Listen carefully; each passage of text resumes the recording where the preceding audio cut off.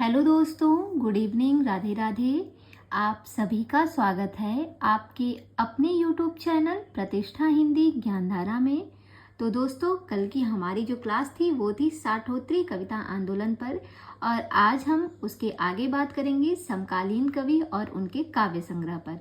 तो जितने भी लोग आज चैनल पे फर्स्ट टाइम जुड़े हैं, तो सबसे पहले आप वीडियो को पूरा देखिएगा। अगर वीडियो आपको पसंद आती है, मेरे द्वारा जो भी पढ़ाया जाता है वो आपको अच्छे से समझ में आता है, चीज़ें याद होती हैं, तो आप मेरे चैनल को सब्सक्राइब जरूर कर लीजिएगा और जितना ज़्यादा हो सके अपने दोस्तों में भी मेरी वीडियो को शेयर कर दीजिए। ठीक है, तो दोस्तों अभी हम क्लास की शुरुआत करते हैं। आप लोग बने रहिएगा शुरू से अंत तक, ताकि हर एक पॉइंट अच्छे से आपका क्लियर हो सके। तो देखिएगा, यहाँ पे हम बात करेंगे समकालीन कवि और उनके काव्य संग्रह। इसमें सबसे पहले जो कवि आते हैं वो हैं जगदीश गुप्त। जगदीश गुप्त की बात करें तो इनकी कौन कौन सी रचनाएं हैं, कौन कौन से इनके काव्य संग्रह हैं, ये काफ़ी इम्पॉर्टेंट है, याद रखिएगा। इनके जो काव्य संग्रह हैं वो है नाव के पाँव, शब्द दंश, हिम बिद्ध, युग्म, छंद सती, आदिम एकांत। ये सारी रचनाएं किसके द्वारा लिखी गई हैं? जगदीश गुप्त के द्वारा लिखी गई हैं। नाव के पाँव काफ़ी महत्वपूर्ण रचना है, इसको अंडरलाइन कर लीजिएगा। इनकी जो ये रचना है नाव के पाँव, ये दूसरी शब्द दंश और ये आदिम एकांत, ये तीन रचनाएं इनकी काफ़ी महत्वपूर्ण हैं जो परीक्षा में पूछी जाती हैं। तो ध्यान रखिएगा, नाव के पाँव, शब्द दंश, हिम बिद्ध, युग्म, छंद शती और आदिम एकांत सारी जगदीश गुप्त के द्वारा लिखी गई काव्य संग्रह है। इसके बाद जो अगले कवि आते हैं वो है दुष्यंत कुमार जी।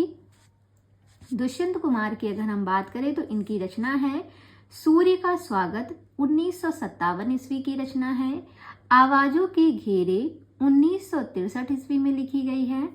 जलते हुए वन का वसंत, साए में धूप। साए में धूप काफी महत्वपूर्ण रचना है इनकी। आवाजों के घेरे में ये भी रचना काफी महत्वपूर्ण है, इसको भी आप ध्यान रखिएगा। आवाजों के घेरे में 1963 ईस्वी की रचना है, और साए में धूप जो है ये कब की है? ये 75 की है, याद रखिएगा। तो दुष्यंत कुमार जो है वो क्या करते हैं? वो सूर्य का स्वागत करते हैं। दुष्यंत कुमार जो है वो सूर्य का स्वागत करते हैं। कैसे करते हैं? आवाजों के घेरे से। आवाजों के घेरे से निकल कर आते हैं, ठीक है, कि इसको याद रख सकते हैं। जलते हुए वन का वसंत, जलते हुए वन के वसंत में बहुत सी आवाजें आ रही थीं, और उन आवाजों के घेरे से जो है दुष्यंत कुमार निकल कर आते हैं और सूर्य का स्वागत करते हैं। और सूर्य का स्वागत करते हैं। फिर इनकी अगली रचना है साए में धूप।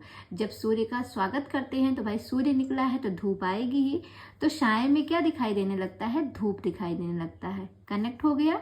याद कर लीजिएगा। जलते हुए, कोई वन है, वसंत का महीना चल रहा है समझिएगा, और किसी वन में आग लग गई है, तो कहते हैं जलते हुए वन के वसंत में कुछ आवाजें आ रही थी।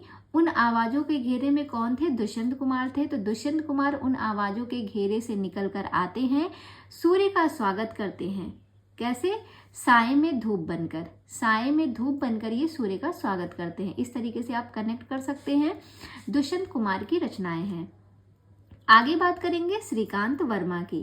श्रीकांत वर्मा की जो रचनाएं हैं वो है दिनारंभ, 1967 ईस्वी की रचना है। माया दर्पण 1967 ईस्वी की है। जलसा घर 1973 ईस्वी की रचना है। और मगध, ये सारी रचनाएं जो है श्रीकांत वर्मा के द्वारा लिखी गई हैं। और इनकी जो रचना है मगध, इस पर इन्हें साहित्य अकादमी पुरस्कार भी मिला है। ध्यान रखिएगा श्रीकांत वर्मा जी को। 1987 ईस्वी में, नोट कर लीजिएगा, 1987 में ये जो मगध इनकी रचना है, काव्य संग्रह है, इस पर जो है इन्हें श्रीकांत वर्मा को साहित्य अकादमी पुरस्कार दिया गया था। अब इन्हें कैसे याद करेंगे? देखिए, कहते हैं जो श्रीकांत जी हैं, श्रीकांत दिन का आरंभ करते हैं। इनको आप जोड़ सकते हैं। श्रीकांत जी जो है वो मगध में रहते हैं। मगध में इनका एक घर है जिसका नाम है जलसाघर। तो याद रख सकते हैं श्रीकांत जी मगध में रहते हैं, और मगध में उनका एक घर है जिसका नाम है जलसाघर। उस जलसाघर में ये अपने दिन का आरंभ करते हैं। कैसे करते हैं? माया दर्पण के साथ। श्रीकांत जी मगध वाले जलसा घर में अपने दिन का आरंभ करते हैं माया दर्पण के साथ या माया के साथ। माया नाम की कोई लड़की है, उसी के साथ जो है ये रहते हैं। अपने दिन का आरंभ कैसे करते हैं? माया के दर्पण के साथ। कनेक्ट हो जाएगा, आसानी से याद भी कर लीजिएगा। आगे बढ़ते हैं, राजकमल चौधरी को देखते हैं। राजकमल चौधरी की बात करें तो इनकी कौन कौन सी रचनाएं हैं? इनकी रचनाएं हैं कंकावती, मुक्ति प्रसंग और स्वरगंधा। राजकमल चौधरी की 3 रचनाएं हैं, कंकावती, मुक्ति प्रसंग और स्वरगंधा। राजकमल चौधरी जो है वो कंकावती से कहते हैं अगर तुम्हें मुक्ति प्रसंग चाहिए तुम्हें स्वरगंधा खाना पड़ेगा। क्या खाना पड़ेगा? स्वरगंधा को तुम्हें खाना पड़ेगा। राजकमल चौधरी कंकावती से कहते हैं कि अगर तुम्हें मुक्ति चाहिए, तुम्हें अगर मुक्ति प्रसंग चाहिए, मुक्ति चाहिए या मुक्ति प्रसंग चाहिए, तो तुम्हें क्या करना होगा? तुम्हें स्वरगंधा का सेवन करना पड़ेगा। याद हो जाएगा, राजकमल चौधरी की ये रचनाएं हैं। आगे बढ़ते हैं, अगले लेखक हैं रामदरस मिश्र जी। इनकी जो रचनाएं हैं वो हैं बैरंग बेनाम चिट्ठियां, काफी इंपॉर्टेंट रचना है। बैरंग बेनाम चिट्ठियां, पक गई है धूप, कंधे पर सूरज, दिन एक नदी बन गया, शब्द सेतु, बारिश में भीगते हुए बच्चे।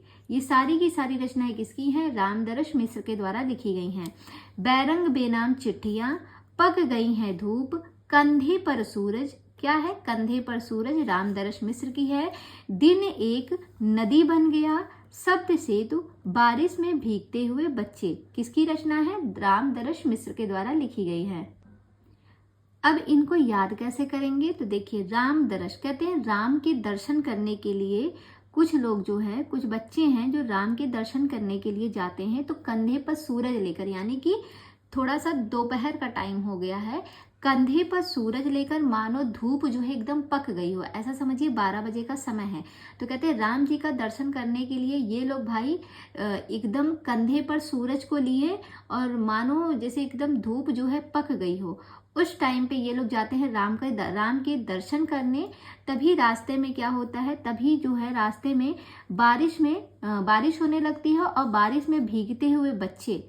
अब जो बच्चे जा रहे हैं वो क्या होता है? रास्ते में ये लोग भीगने लगते हैं, क्योंकि निकलते तो हैं तो कंधे पे सूरज लेकर कि धूप अच्छी खासी है तो चलो घूम आते हैं, थोड़ा सा राम के दर्शन भी कर लेंगे। और धूप भी एकदम कड़ी रहती है, एकदम पक गई होती है, यानी कि 12 बजे वाली जो धूप रहती है। तभी थोड़ी देर में क्या होता है? बारिश में भीगते हुए बच्चे, मतलब थोड़ी देर में बारिश होने लगती है और बारिश में भीगते हुए बच्चे जब आते हैं फिर वो अपनी जगह छिपाते हैं, सोचते हैं अभी बारिश बंद होगी, बारिश बंद नहीं होती। तो बारिश में जो भीगते हुए बच्चे हैं वो कहने लगते हैं कि भाई जो आज का दिन है ये क्या हो गया? दिन एक नदी बन गया। आज का ये जो दिन है ये तो पूरा एक नदी बन गया है। और ये कैसे कहते हैं? अपने शब्द सेतु के माध्यम से। बारिश में भीगते हुए बच्चे शब्द सेतु, मतलब शब्द से अपने शब्दों के माध्यम से, सेतु मतलब पुल होता है, तो शब्दों के सेतु के माध्यम से कहते हैं कि ये जो आज का दिन था, हम लोग सोचे थे राम के दर्शन करेंगे, ये दिन तो आज बारिश की वजह से मानो को पूरा नदी बन गया हो, पूरा नदी बन गया हो। और हमारी जो चिट्ठियां थी, हमारी जो बेनाम चिट्ठियां थी जो राम जी के दर्शन मतलब राम जी को देनी थी, वो सारी की सारी चिट्ठियां क्या हो गई? बेरंग बेनाम हो गई। हमारी जो चिट्ठियां थी वो सारी बेरंग बेनाम चिट्ठियां बन गई जो राम जी के दर्शन करने पे हमको देनी थी। कैसे याद करेंगे? कुछ बच्चे हैं जो अपना संदेश राम जी को पहुंचाना चाहते थे ताकि उनके कष्ट दूर हो सके, तो जाते हैं राम के दर्शन करने। तो राम के दर्शन करने कब जाते हैं? कंधे पर सूरज लिए और दोपहर का टाइम है, धूप एकदम पक गई है, उस समय ये जाते हैं। तभी अचानक से बारिश होने लगती है और बारिश में भीगते हुए बच्चे कहते हैं अपने शब्द सेतु के माध्यम से कि आज का जो दिन है ये दिन तो एक नदी बन गया और इसमें जो हमारी बेनाम चिट्ठियां थी वो सब बैरंग बेनाम चिट्ठियां बन चुकी है, कुछ बचा ही नहीं है, सारी बेरंग हो चुकी हैं। तो ये अच्छे से कनेक्ट हो जाएगा, रामदरस मिश्र के द्वारा लिखी गई सारी रचनाएं हैं। आगे बढ़ते हैं, अगले लेखक हैं सुदामा पांडे धूमिल जी। इनकी रचना है संसद से सड़क तक 1972 ईस्वी, कल सुनना मुझे 1976 की है। सुदामा पांडे का प्रजातंत्र 1984 ईस्वी की रचना है। सारी की सारी सुदामा पांडे धूमिल के द्वारा लिखी गई हैं। कहते हैं कैसे याद करेंगे? देखिए, सुदामा पांडे धूमिल कहते हैं कि भाई कल सुनना मुझे, संसद से लेकर सड़क तक बहुत बेहतर तरीके से, बेहतर से 72 हो जाएगा। सुदामा पांडे जो है, सुदामा पांडे धूमिल कहते हैं संसद से लेके सड़क तक बड़े बेहतर तरीके से कल सुनना मुझे। क्यों? क्योंकि कल सुदामा पांडे का प्रजातंत्र जो है वो चारों ओर बोलेगा, चारों ओर गूंजेगा। चारों ओर से 84 याद हो जाएगा, चारों ओर से 84 याद हो जाएगा। और संसद से सड़क तक बेहतर तरीके से, तो संसद से सड़क 72 की हो गई।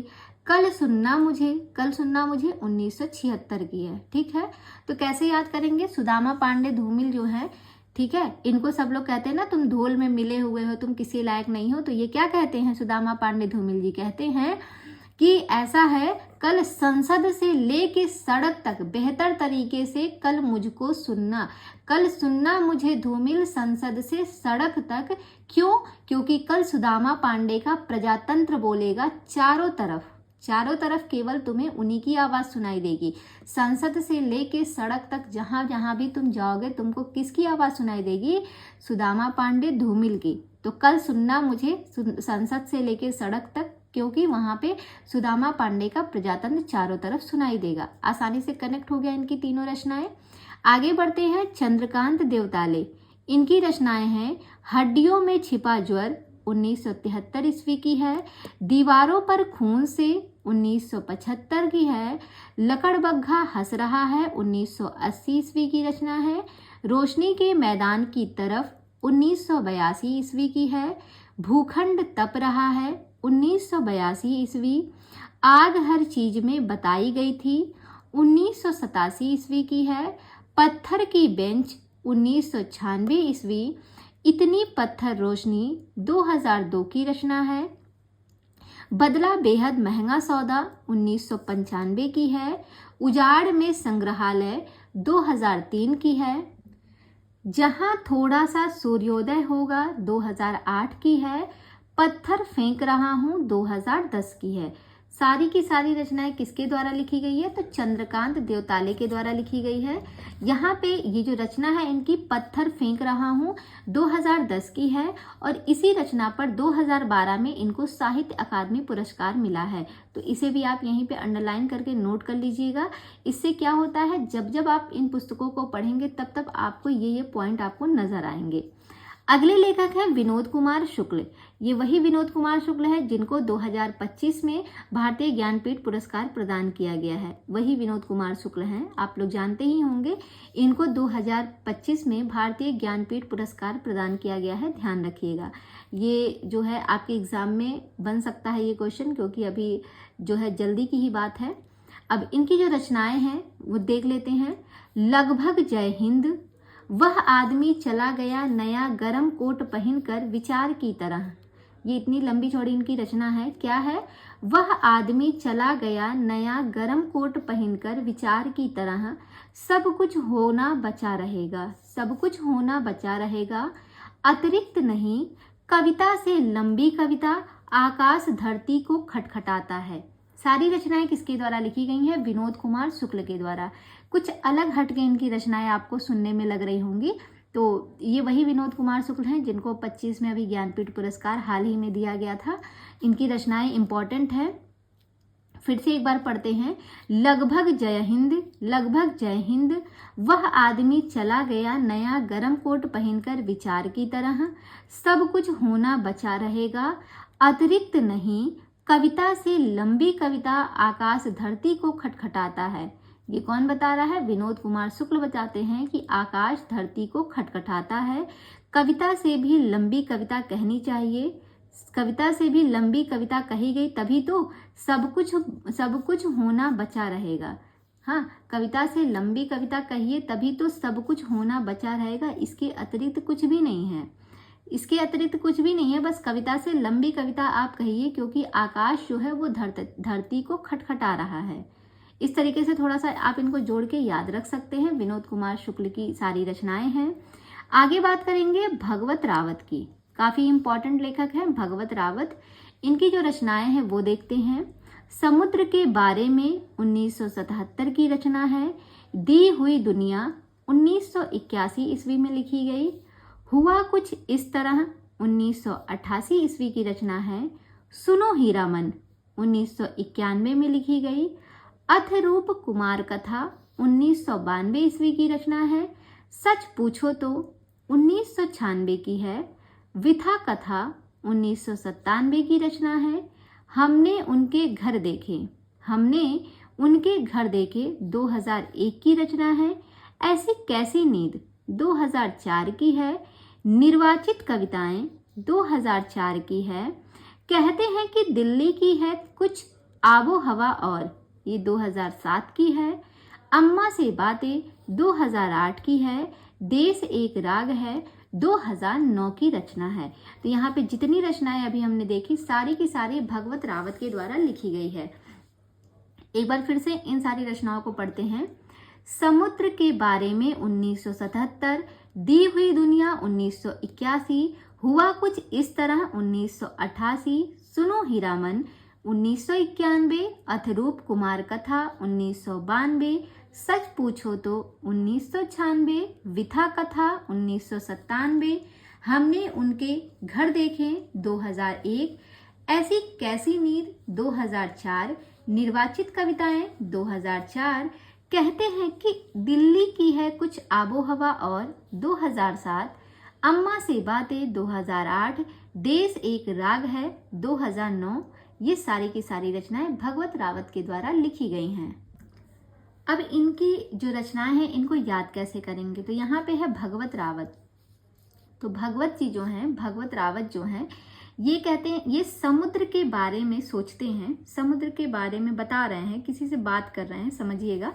भगवत रावत जो है कहते हैं समुद्र के बारे में जो दी हुई दुनिया है, किसी को बताते हैं, अपने किसी दोस्त को, समझिएगा। कहते हैं कि समुद्र के बारे में ये जो दी हुई दुनिया बताई गई है ना, समुद्र के बारे में ये जो दी हुई दुनिया है, मतलब इस दुनिया में जो समुद्र के बारे में बताया गया है, इसमें हुआ कुछ इस तरह, समझिएगा। कहते हैं समुद्र के बारे में इस दी हुई दुनिया में जो भी कुछ बताया गया उसके बारे में वो एक्सप्लेन करते हैं और कहते हैं कि हुआ कुछ इस तरह, सुनो हीरामन।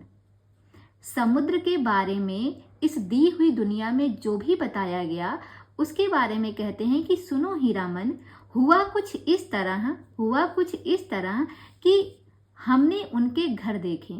हुआ कुछ इस तरह कि सच पूछो तो हमने उनके घर देखे।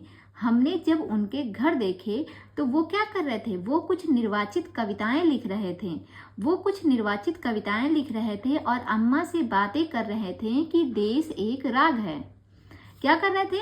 कुछ निर्वाचित कविताएं लिख रहे थे और अपनी अम्मा से बातें कर रहे थे कि देश एक राग है। ये कौन कर रहा था? तो कहते हैं रूप कुमार अपनी विथा की कथा जो है अपनी निर्वाचित कविताओं में लिख रहे थे और अम्मा से बातें कर रहे थे कि देश एक राग है। ये बातें ही बताते हैं, तभी क्या होता है, तभी उनको नींद आने लगती है। किसको? भगवत रावत को नींद आने लगती है। तो उनका दोस्त कहता है ऐसे कैसे नींद आ जाएगी, ऐसे कैसे, अभी तो तुम बातें बता रहे हो, तुम्हें ऐसे कैसे नींद आने लगी? तो फिर वो कहते हैं कि भाई क्या ही कहें, दिल्ली की कुछ आबो हवा और ही है। भाई दिल्ली की बात ही और है। तो यहाँ पर हम पहली बार आए हैं तो हमको नींद आ जा रही है, हमें समझ में नहीं आ रहा है नींद क्यों आ रही है। जोड़ सकते हैं ना। देखिए कहते हैं भगवत रावत जो है कहते हैं समुद्र के बारे में इस दी हुई दुनिया में जितना भी बताया गया वो हुआ कुछ इस तरह कि सुनो हीरामन, और सच पूछो तो हमने जब उनके घर को देखा तो उसमें वो निर्वाचित कविताएं लिख रहे थे, साथ ही अम्मा से बातें कर रहे थे कि देश एक राग है। तो उनका मित्र पूछता है, वही जो हीरामन है वो पूछता है किसके घर की बात हो रही है, किसकी बात हो रही है? तो वो कहते हैं अथरूप कुमार की बात हो रही है, जो अपने विथा की कथा जो है अपनी निर्वाचित कविताओं में लिख रहे थे। तभी क्या होता है, उनको नींद आने लगती है और वो कहते हैं कि ऐसे कैसे मुझे नींद आ सकती है, मैं तो अभी बातें बता रहा हूँ, मुझे ऐसे कैसे नींद आ सकती है? तो उनका मित्र क्या कहता है कि अरे भाई दिल्ली की कुछ आबो हवा और ही है, दिल्ली की तो बात ही कुछ और है। तो इस तरीके से आप इनकी सारी रचनाओं को कनेक्ट कर लेंगे। भगवत रावत के द्वारा इनकी सारी रचनाएं जो हैं वो लिखी गई हैं। आगे बढ़ते हैं। अगले जो लेखक हैं वो हैं लक्ष्मीकांत। लक्ष्मीकांत की अगर हम बात करें तो इनकी जो रचनाएं हैं वो है आतुकांत तीसरा पक्ष। 2 रचनाएं इनके द्वारा लिखी गई हैं लक्ष्मीकांत वर्मा की। आतुकांत और तीसरा पक्ष आतुकांत, दोनों लक्ष्मीकांत वर्मा के द्वारा लिखी गई रचनाएं हैं। अगले जो लेखक हैं वो हैं लीलाधर जगुड़ी। इनकी बात करें तो इनकी जो रचनाएं हैं वो हैं शंखमुखी शिखरों पर, नाटक जारी है, इस यात्रा में रात अब भी मौजूद है, बची हुई पृथ्वी, घबराए हुए शब्द, भय भी शक्ति देता है, अनुभव के आकाश में चांद, काफी इंपॉर्टेंट रचना है। अनुभव के आकाश में चांद काफी महत्वपूर्ण है। महाकाव्य के बिना, ईश्वर की अध्यक्षता में, खबर का मुंह विज्ञापन से ढका है। सारी रचनाएं लीलाधर जगुड़ी के द्वारा लिखी गई हैं और काफी महत्वपूर्ण भी हैं। एक बार फिर से देखिएगा, शंखमुखी शिखरों पर, नाटक जारी है, इस यात्रा में रात अब भी मौजूद है, बची हुई पृथ्वी, घबराए हुए शब्द, भय भी शक्ति देता है, अनुभव के आकाश में चांद, महाकाव्य के बिना, ईश्वर की अध्यक्षता में, खबर का मुंह विज्ञापन से ढका है। सारी की सारी लीलाधर जगुड़ी की रचनाएं हैं। आगे बात करेंगे अशोक वाजपेयी की। इनकी जो रचनाएं हैं वो है शहर अब भी संभावना है, 1966 ईस्वी की रचना है। एक पतंग अनंत में, 1984 ईस्वी में लिखी गई रचना है। एक पतंग अनंत में। इतने से, 1986 की रचना है। तत्पुरुष, 1989 ईस्वी में लिखी गई है। कहीं नहीं वहीं, 1991 की है। बहुरी अकेला, 1992 की रचना है। थोड़ी सी जगह, 1994 की है। घास में दुबका आकाश, 1994 की है। आवनियों, 1995 की है। जो नहीं है, 1996। अभी कुछ और, 1998। सारी की सारी रचनाएं किसके द्वारा लिखी गई हैं? अशोक वाजपेयी के द्वारा लिखी गई हैं। एक बार फिर से पढ़ते हैं। शहर अब भी संभावना है, एक पतंग अनंत में, इतने से, तत्पुरुष, कहीं नहीं वहीं, बहुरी अकेला, थोड़ी सी जगह, घास में दुबका आकाश, आवनियों, जो नहीं है, अभी कुछ और। सारी रचनाएं किसके द्वारा लिखी गई हैं? अशोक वाजपेयी के द्वारा लिखी गई हैं। ध्यान रखिएगा। आगे बढ़ते हैं, इब्बार रब्बी की बात करेंगे। इब्बार रब्बी जो है, इनकी जो रचनाएं हैं वो हैं खास्ती हुई नदी, काफी महत्वपूर्ण है, 1969 ईस्वी की रचना है। खास्ती हुई नदी। घोषणा पत्र, 1981 की है।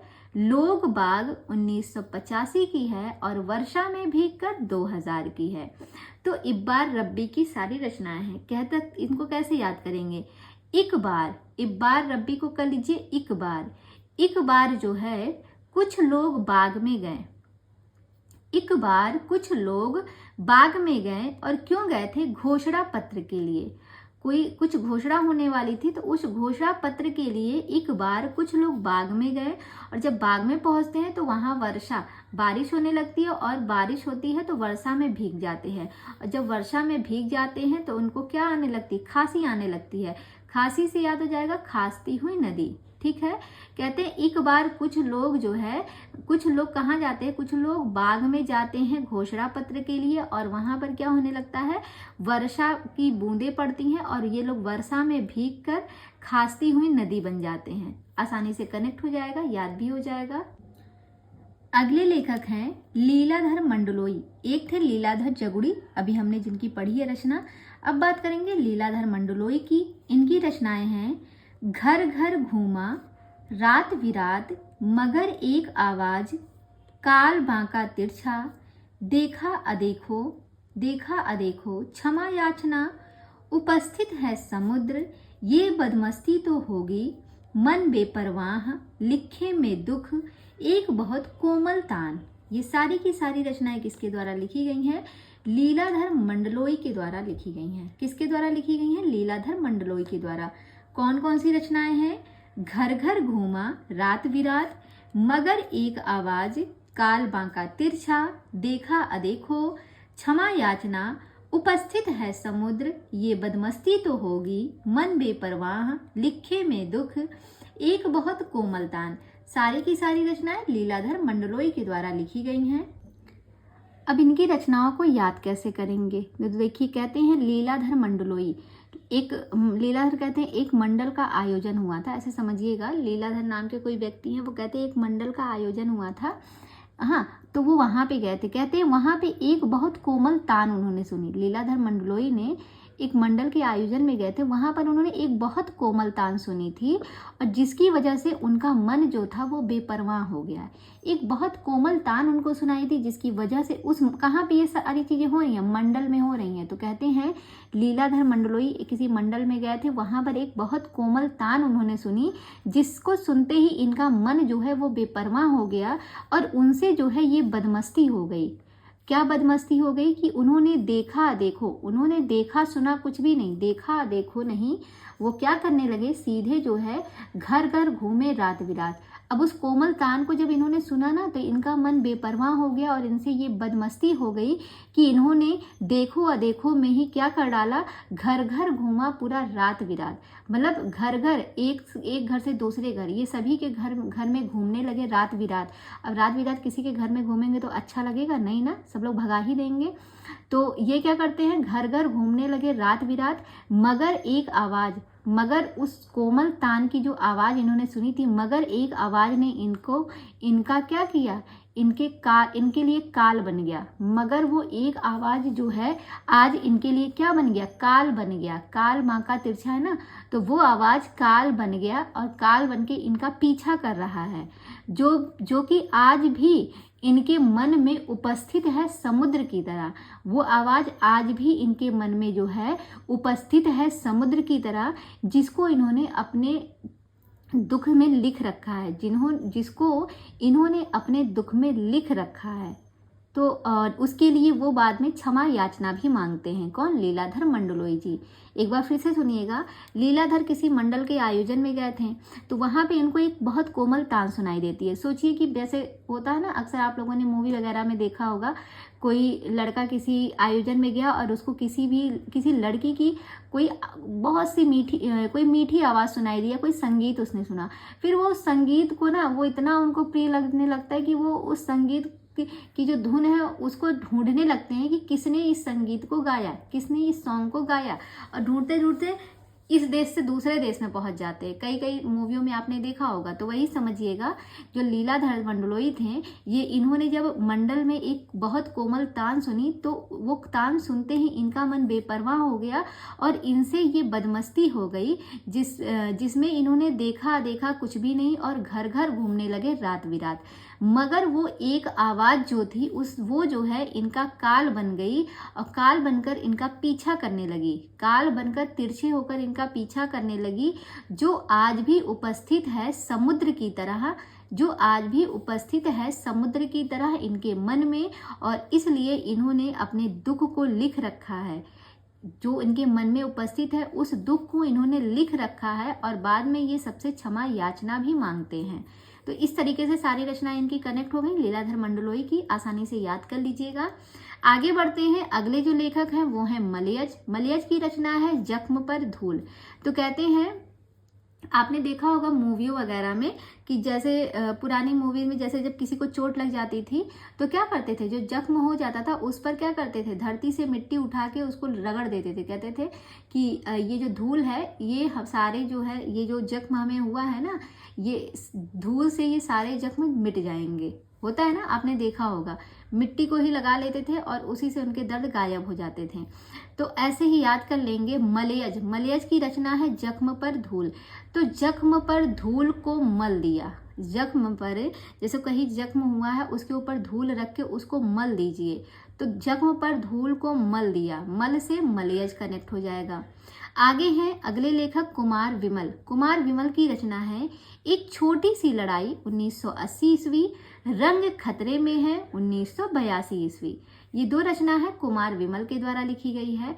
कैसे याद करेंगे, कहते हैं भाई कुमार विमल की एक छोटी सी लड़ाई हो गई।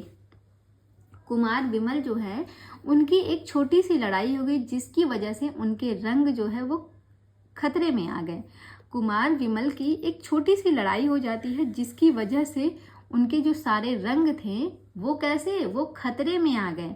सारे रंग उनके खतरे में आ गए। क्यों? क्योंकि उनकी एक छोटी सी लड़ाई हो जाती है। किसकी? कुमार विमल की। सीधा सीधा याद कर लेंगे। अगले कवि हैं विमल कुमार। देखिएगा, ये है कुमार विमल और ये है विमल कुमार, दोनों अलग अलग हैं। विमल कुमार की रचना है सपने में एक औरत से बातचीत, यह मुखौटा किसका है, पानी का दुखड़ा। ये तीनों रचनाएं विमल कुमार की है। तो कुमार विमल जो थे उनकी एक छोटी सी लड़ाई होती है जिससे उनके रंग खतरे में पड़ जाते हैं। और विमल कुमार जो है क्या करते हैं, सपने में एक औरत से बातचीत करते हैं। ये सपना देखते हैं और देखते हैं कि सपने में इनकी एक औरत से बातचीत हो रही है, जिसमें ये क्या कह रहे हैं, ये अपने पानी का दुखड़ा गा रहे हैं। विमल कुमार सपने में एक औरत से बातचीत करते हैं और उसमें जो है अपने पानी का दुखड़ा गाते हैं। उनके घर पे पानी की स्थिति सही नहीं रही होगी, तो पानी का दुखड़ा गा रहे हैं। किससे, सपने में जब एक औरत से बातचीत करते हैं। और जब वो बातचीत करते हैं तो वो देखते हैं कि वो औरत जो थी वो मुखौटा लगाई हुई थी, ठीक है। तो वो उससे पूछते भी है, यह मुखौटा किसका है। उस औरत से सपने में बातचीत करते हैं और कहते हैं, अच्छा तुमने जो मुखौटा लगाया है ये मुखौटा किसका है। और फिर साथ ही साथ अपने पानी का दुखड़ा भी गाते हैं विमल कुमार। आसानी से याद कर लीजिएगा। आगे बढ़ते हैं कैलाश वाजपेयी। कैलाश वाजपेयी की रचना है संक्रांत, देहांत से हटकर, तीसरा अंधेरा, एक हमने पढ़ा है तीसरा पक्ष। तीसरा पक्ष जो है वो लक्ष्मीकांत वर्मा की रचना है। आतुकांत और तीसरा पक्ष, यहाँ पे है तीसरा अंधेरा। तीसरा अंधेरा, महास्वप्न का मध्यांतर और हवा में हस्ताक्षर। हवा में हस्ताक्षर जो है काफी महत्वपूर्ण रचना है, ध्यान रखिएगा। ये कैलाश वाजपेयी की है, ठीक है। तो कह सकते हैं कैलाश पर्वत पर जो लोग रहते हैं वो हवा में हस्ताक्षर करते थे। हवा में हस्ताक्षर कौन करता था, कैलाश पर रहने वाले। कैलाश पर्वत पर भाई रहेंगे, वहां पे क्या होगा, चारों तरफ से हवा ही हवा मिलेगी ना, पर्वत पर घर नहीं मिलेगा। तो वहां पे जो लोग हस्ताक्षर करते थे वो हवा में हस्ताक्षर करते थे।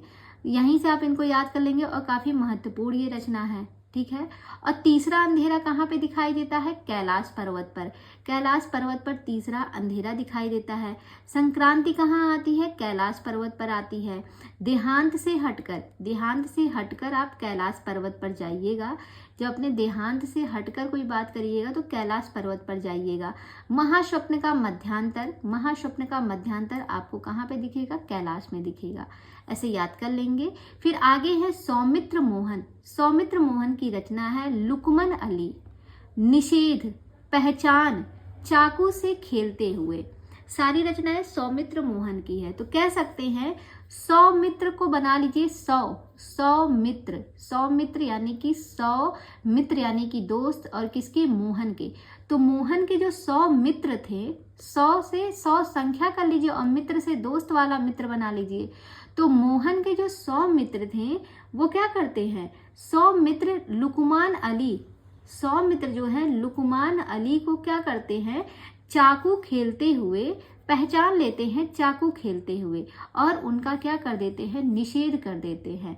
कह सकते हैं लुकमान अली है उसको कौन पहचान लेता है, मोहन के 100 मित्र थे, मोहन के 100 मित्र लुकमान अली को पहचान लेते हैं चाकू से खेलते हुए, और उसके बाद वो क्या कर देते हैं, उनका निषेध कर देते हैं। याद हो जाएगा सीधा सीधा। इसके बाद अगले जो लेखक हैं वो हैं वीरेन डंगवाल जो है उनकी रचना है इसी दुनिया में। 1991 ईस्वी में लिखी गई रचना है इसी दुनिया में। किसकी है, वीरेन डंगवाल की। तो जो डींगे हाँकते हैं उनसे लोग क्या कहते हैं कि भाई इस ज्यादा डींगे मत हाँको, क्योंकि इसी दुनिया में तुमको जो है अपना प्रायश्चित भी करना है। जो जैसे कर्म करेगा वैसे भोगेगा भी, लोग बोलते हैं ना। तो कहते हैं डंगवान जी बहुत डींगे हाँकते हैं कि अरे मैं ये कर दूंगा वो कर दूंगी, मेरा कोई कुछ बिगाड़ नहीं सकता। तो लोग कहते हैं इसी दुनिया में हम भी हैं, ज्यादा डींगे मत हाँको, क्योंकि आने वाले समय में ऊपर वाला सब देख रहा है, जैसे जो कर्म करेगा वैसे वो भोगेगा भी। तो आसानी से याद हो जाएगा। इसके बाद बात करेंगे राजेश जोशी की। अगले जो लेखक हैं वो हैं राजेश जोशी। इनकी जो रचनाएं हैं वो है समर गाथा, जो कि एक लंबी कविता है। समर गाथा, एक दिन बोलेंगे पेड़, मिट्टी का चेहरा, नेपथ्य में हंसी, दो पंक्तियों के बीच चांद की वर्तनी। ये सारी रचनाएं किसके द्वारा लिखी गई हैं, राजेश जोशी के द्वारा। समर गाथा ये इनकी लंबी कविता है। एक दिन बोलेंगे पेड़, मिट्टी का चेहरा, नेपथ्य में हंसी, दो पंक्तियों के बीच चांद की वर्तनी। किसकी रचना है? राजेश जोशी के द्वारा लिखी गई है। काफ़ी महत्वपूर्ण इनकी सारी रचनाएं हैं, तो एक बार इनकी सारी रचनाओं को आप ध्यान रखिएगा। तो दोस्तों, आज की क्लास को हम यहीं पे विराम देते हैं। अगर आपको आज का ये सेशन पसंद आया है तो प्लीज़ वीडियो को लाइक कीजिएगा और जाते जाते चैनल को भी सब्सक्राइब जरूर कीजिएगा। और हाँ दोस्तों, अगर आपको इनसे रिलेटेड ये जो पुस्तक मैं पढ़ा रही हूँ इसकी अगर आपको क्विज करनी है, अगर आपकी तैयारी अभी नहीं हुई है, आप अभी जल्दी शुरुआत किए हैं इस पुस्तक को पढ़ने की, तो मेरा सुझाव यही रहेगा कि आप जो है इस पुस्तक को तो मेरी क्लास में पढ़ ही रहे हैं, मैं स्टार्टिंग से पढ़ाई हूँ, तो शुरुआत से ही मैं जो है अपने टेलीग्राम चैनल पे क्विज भी शुरू कर दी हूँ। तो अगर आप इससे संबंधित प्रश्नों को भी सॉल्व करना चाहते हैं, जैसे देखना चाहते हैं खुद को कि मतलब आपकी तैयारी कितनी हुई है, आप मेरे द्वारा तो पढ़ ही रहे हैं, लेकिन उससे संबंधित अगर आपको अगले दिन प्रश्नोत्तरी मिल जाती है तो आपकी जो तैयारी है वो और अच्छी हो जाती है कि नहीं। और फिर उसके बाद हफ्ते भर में आपका रिवीजन भी हो जाता है। तो इससे क्या होता है, थोड़ा थोड़ा करके आपकी तैयारी चलती जा रही है, जो आप पढ़ रहे हैं वो आपका रीड होता जा रहा है अच्छे से। ये नहीं है कि आप आगे पढ़ रहे हैं पीछे भूल रहे हैं।